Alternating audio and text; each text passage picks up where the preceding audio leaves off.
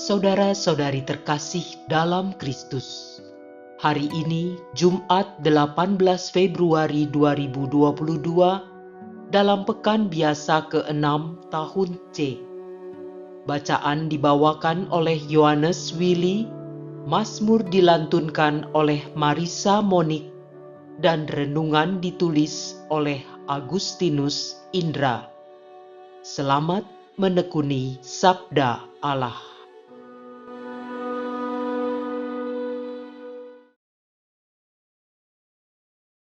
Bacaan dari surat Rasul Yakobus bab 2 ayat 14 sampai dengan 24 dan ayat 26. Saudara-saudaraku, apakah gunanya kalau seseorang mengatakan bahwa beriman tetapi tidak mempunyai perbuatan? Dapatkah iman itu menyelamatkan dia? Misalnya saja, seorang saudara atau saudari tidak mempunyai pakaian dan kekurangan makanan sehari-hari. Kalau seorang di antara kalian berkata kepadanya, "Selamat jalan, kenakanlah kain panas dan makanlah sampai kenyang," tetapi tidak memberikan apa yang diperlukan tubuhnya, apakah gunanya itu? Demikian pula halnya dengan iman. Jika iman itu tidak disertai perbuatan, maka iman itu pada hakikatnya mati. Tetapi mungkin ada orang berkata, "Padamu ada iman dan padaku ada perbuatan." Aku akan menjawab dia, "Tunjukkanlah kepadaku imanmu itu tanpa perbuatan, dan aku akan menunjukkan kepadamu imanku dari perbuatan-perbuatanku." Engkau percaya bahwa hanya ada satu Allah, itu baik. Tetapi setan-setan pun percaya akan hal itu, dan karenanya mereka gemetar. Hai manusia yang bebal, maukah engkau mengakui sekarang bahwa iman tanpa perbuatan adalah iman yang kosong? Bukankah Abraham, bapak kita, dibenarkan karena perbuatan-perbuatannya ketika ia mempersembahkan Ishak anaknya di atas mezbah? Kamu lihat bahwa iman bekerja sama dengan perbuatan-perbuatan. Dan oleh karena perbuatan-perbuatan itu, iman menjadi sempurna. Dengan jalan demikian, genaplah ayat yang mengatakan, "Lalu percayalah Abraham kepada Allah, maka Allah memperhitungkan hal itu kepadanya sebagai kebenaran." Karena itulah Abraham disebut sahabat Allah. Jadi kalian lihat bahwa manusia dibenarkan karena perbuatan-perbuatannya dan bukan hanya karena iman. Sebab sebagaimana tubuh tanpa roh itu mati, demikian jugalah iman tanpa perbuatan-perbuatan adalah mati. Demikianlah sabda Tuhan.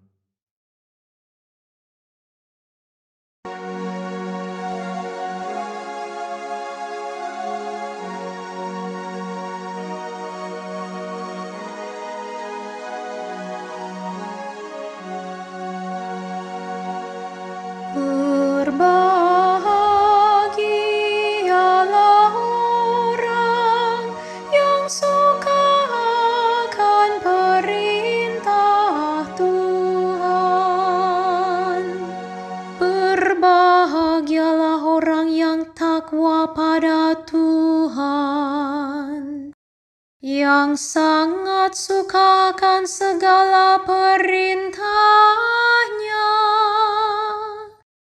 Anak cucunya akan perkasa di bumi. Keturunan orang benar akan diberkati.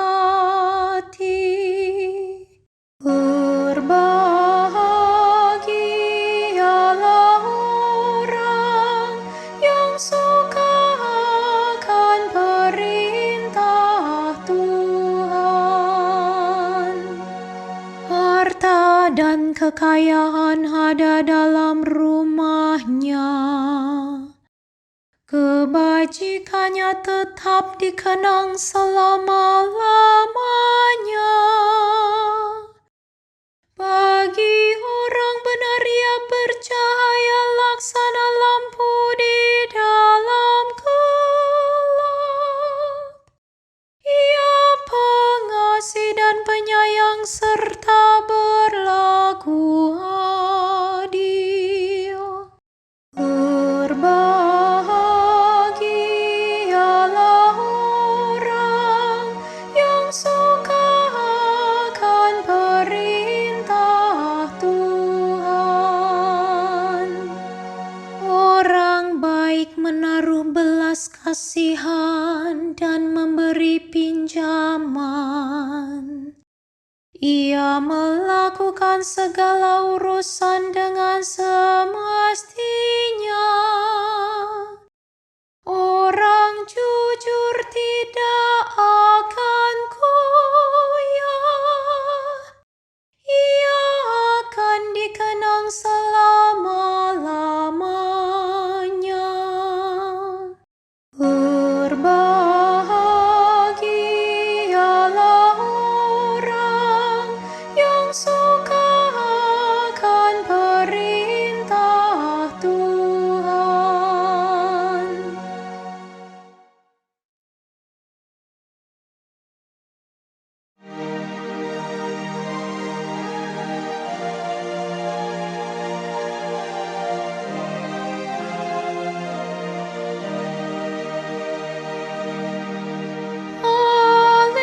Haleluya, haleluya, haleluya.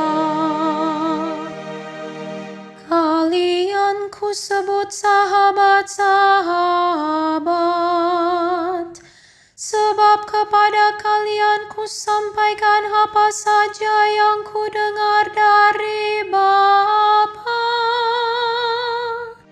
Haleluya, haleluya, haleluya.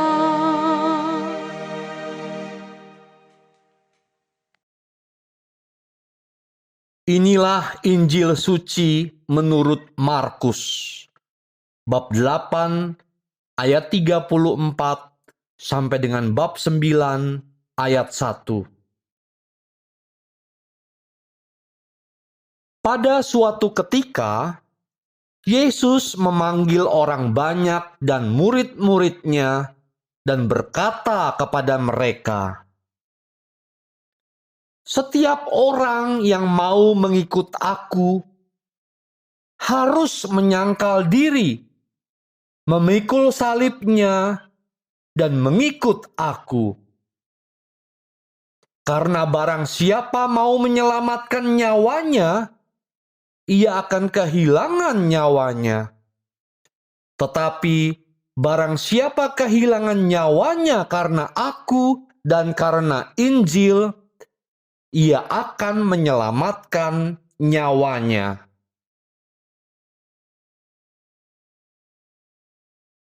Apa gunanya seorang memperoleh seluruh dunia, tetapi ia kehilangan nyawanya? Karena apakah yang dapat diberikannya sebagai ganti nyawanya? Kalau seseorang malu karena aku dan karena perkataanku di tengah-tengah angkatan yang tidak setia dan berdosa ini, maka Anak Manusia pun akan malu karena orang itu apabila ia datang kelak dalam kemuliaan Bapa-Nya diiringi malaikat-malaikat kudus. Kata Yesus lagi kepada mereka, "Aku berkata kepadamu, sungguh di antara orang yang hadir di sini ada yang tidak akan mati sebelum mereka melihat kerajaan Allah datang dengan kuasa." Demikianlah sabda Tuhan.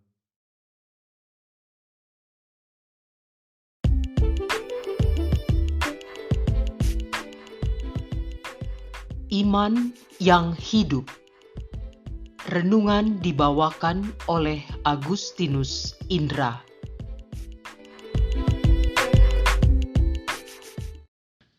Salam kasih Kristus.